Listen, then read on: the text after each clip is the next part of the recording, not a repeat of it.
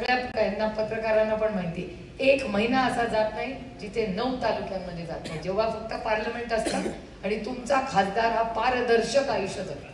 मी कुठे आहे हे 24 तास तुम्हाला माहिती.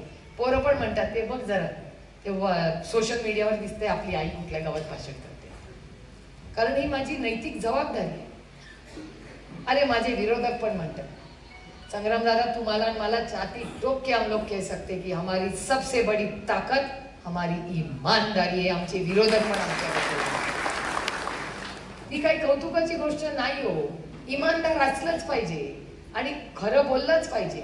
आम्ही लोकप्रतिनिधी आहोत, आम्ही तुमचे प्रतिनिधी आहोत. आमचा कुठे विषय येतो बाकीच्या गोष्टींचा? आणि आमचे मनभेद आमचे नाहीत, आमचे मतभेद.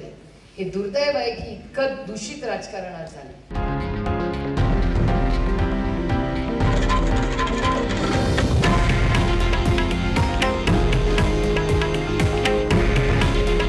हे आहे देशातील नंबर 1 न्यूज नेटवर्क आणि आपण पाहत आहात TV9 मराठी.